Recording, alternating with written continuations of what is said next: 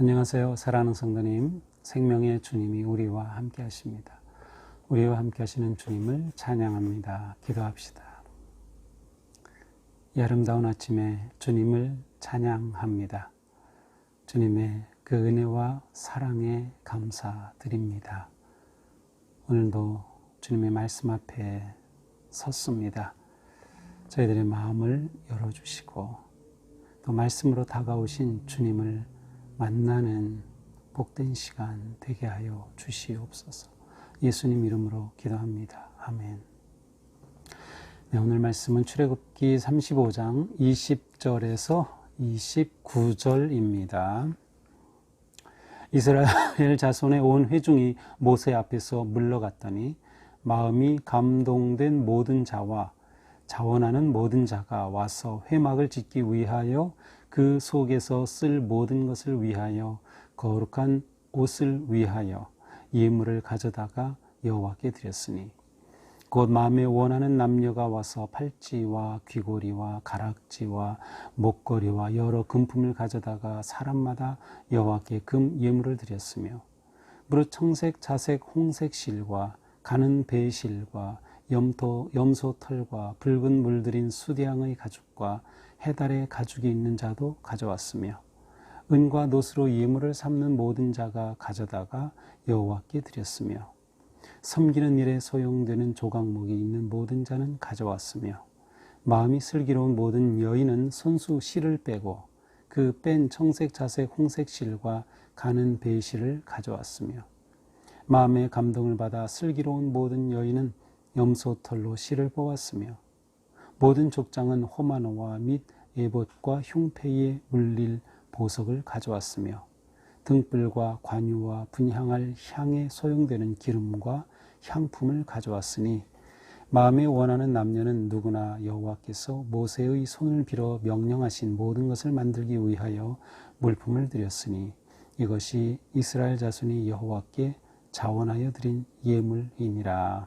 아멘.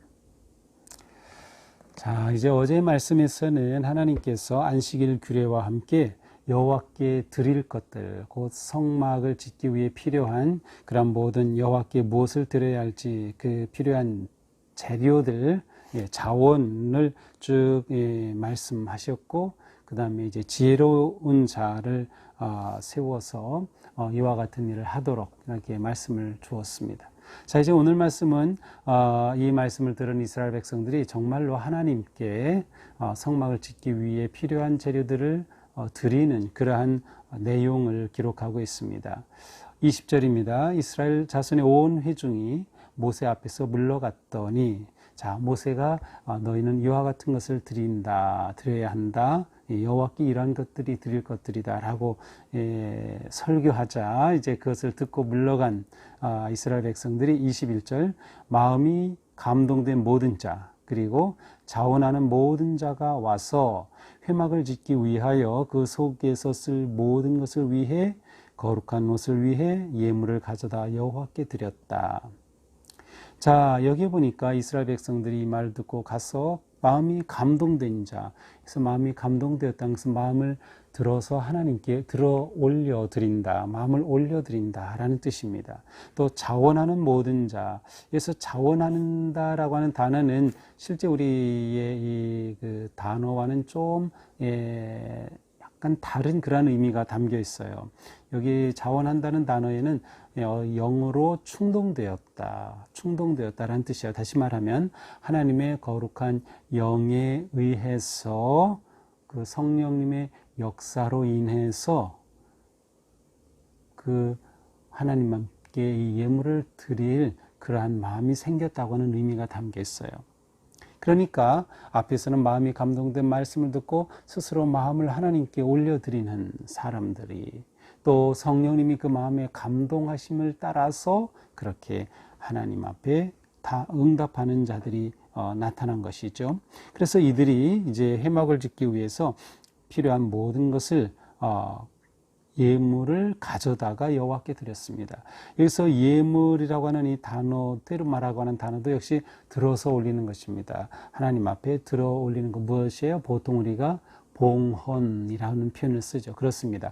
봉헌물이라고 하는 의미가 담겨져 있습니다. 22절 곧 마음에 원하는 남녀가 와서, 그렇습니다. 마음에 원하는, 여기에는 자발적인 의미가 담겨 있죠. 앞에 자원한다는 것은 성령님의 감동과 충동으로 일어난 것이라면, 여기는 자발적으로 마음에 원하는 남녀가, 모든 사람이 이렇게 하나님 앞에 팔찌와 귀고리와 가락지와 목걸이와 여러 가지 금품을 가져다가 사람마다 여호와께 금 예물을 드렸으며, 이렇게 모든 남녀들이 하나님 앞에 그들이 가지고 있는 귀금속들, 금, 은, 놋, 이런 것들을 다 하나님 앞에 또 예물을 드렸습니다. 여기서 예물이라고 한 단어는 21절에서 들어올리는 봉헌물이라고 하는 예물이라는 단어와 또 다른 단어인데, 여기서 예물이라고 하는 것은 역시 봉헌을 드리는 것이지만 드리는 동작에 초점이 맞춰져 있는 단어예요. 그래서 하나님께 가져와서 이렇게 드리는 그러한 모습을 담고 있습니다. 그렇게 여호와께 와서 예물을 드렸다라는 것이죠. 무릇 청색, 자색, 홍색, 가는 배실, 염소털, 붉은 물들인 수디양의 가죽, 해달에 가죽이 있는 자, 이 모든 것들을 하나님 앞에 다 가져왔습니다. 24절에 보니까 은과 놋으로 예물을 삼는 자도 다 가져왔습니다. 또 조각목이 있는 자도 가져왔어요. 조각목, 시띠나무라고 하고 또 그 아카시아라고 불리는 아카시 나무입니다.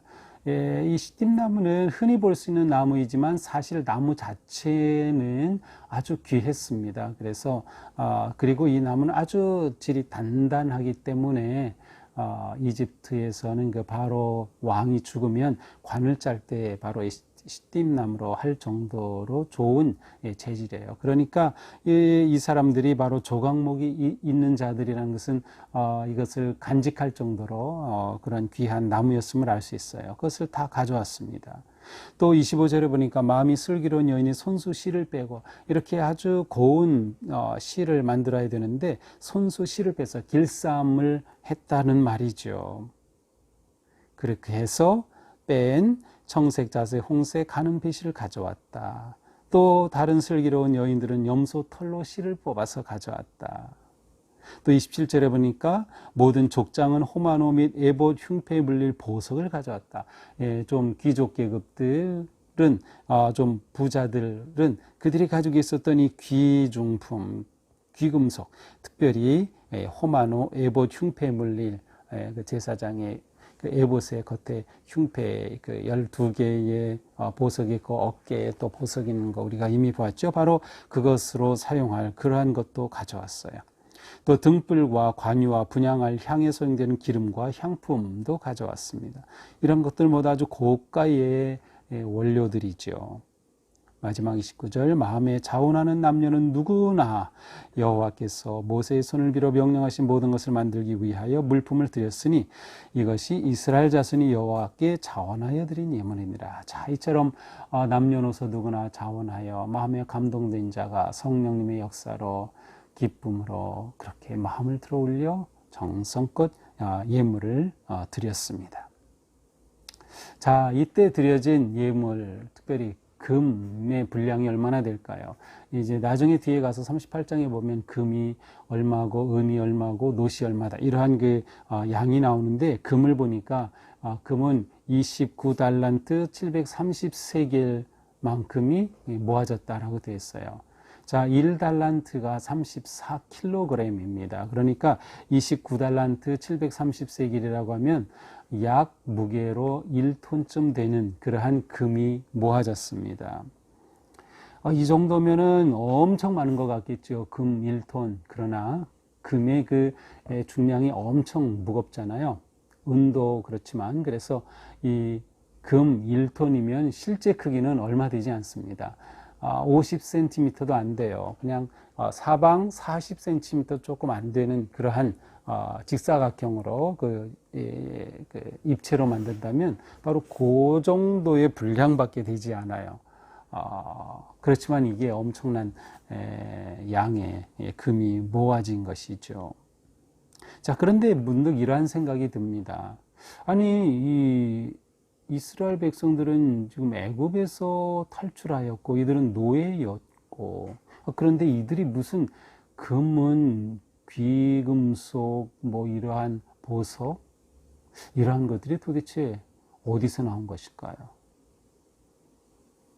궁금해졌습니다. 그런데 우리가 이미 앞에서 살펴봤어요.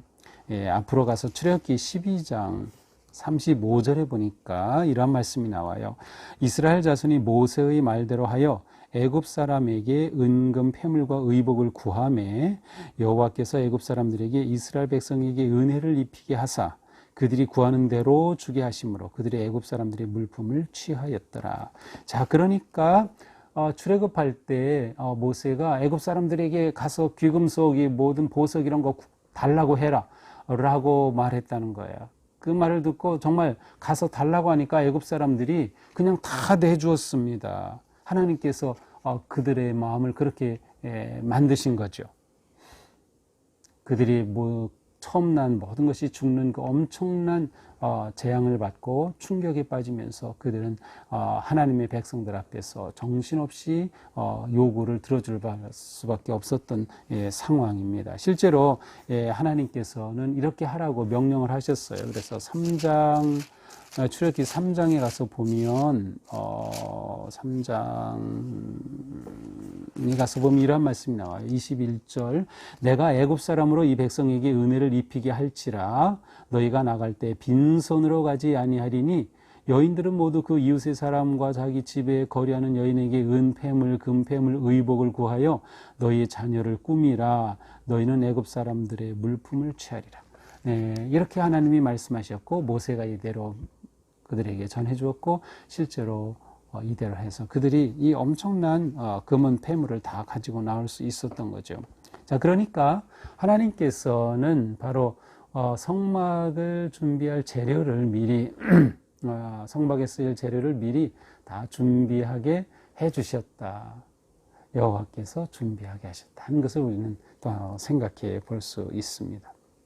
자, 오늘 말씀을 우리가 보면서 하나님은 우리의 헌신과 드림으로 성막 세우기를 원하신다는 것을 알 수 있어요.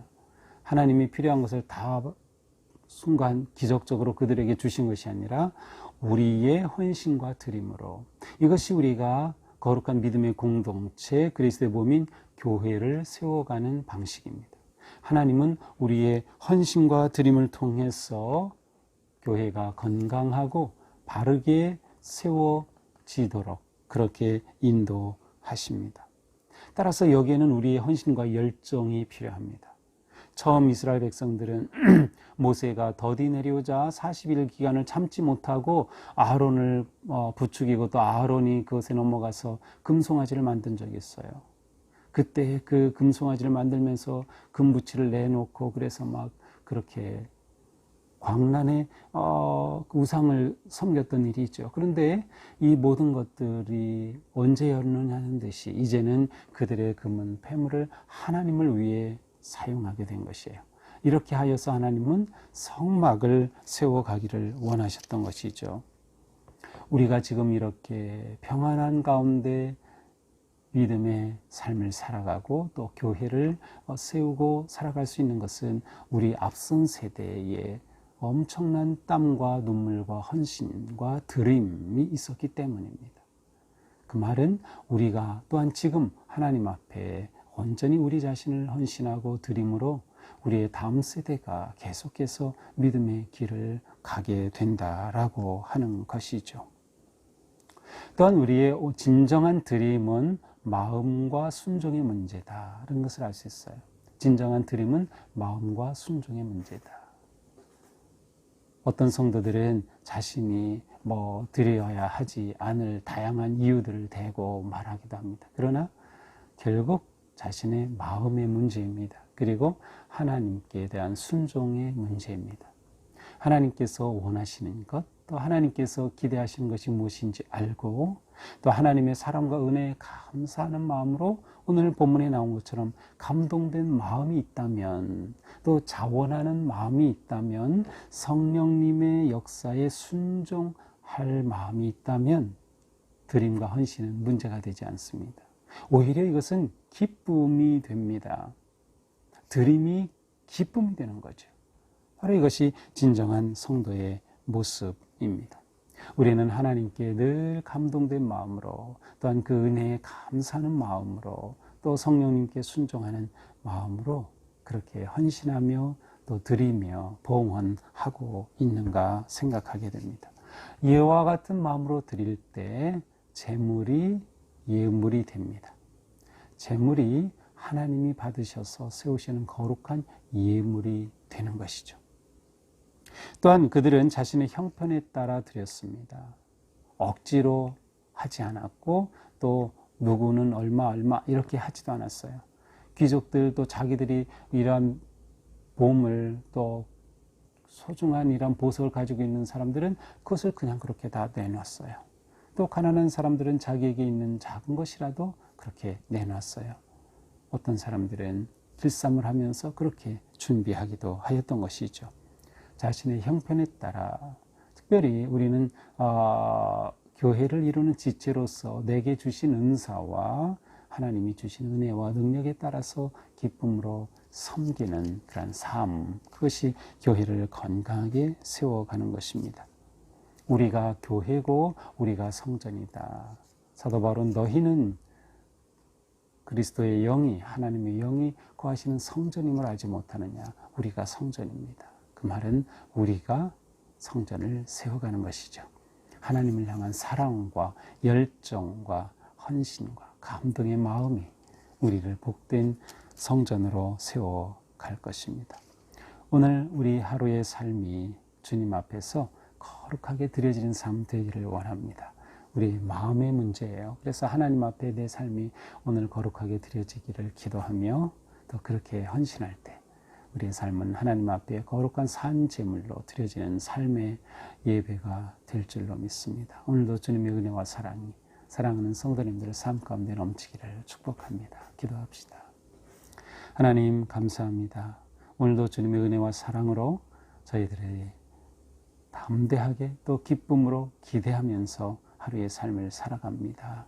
오늘 저희들의 삶이 하나님 앞에 거룩하게 드려지는 산 제물이 되게 하여 주시옵소서.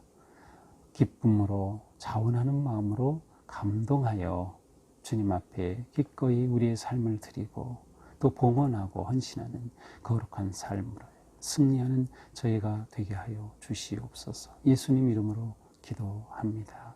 아멘. 네, 오늘도 주님의 은혜로 복된 하루가 되기를 축복합니다. 사랑합니다.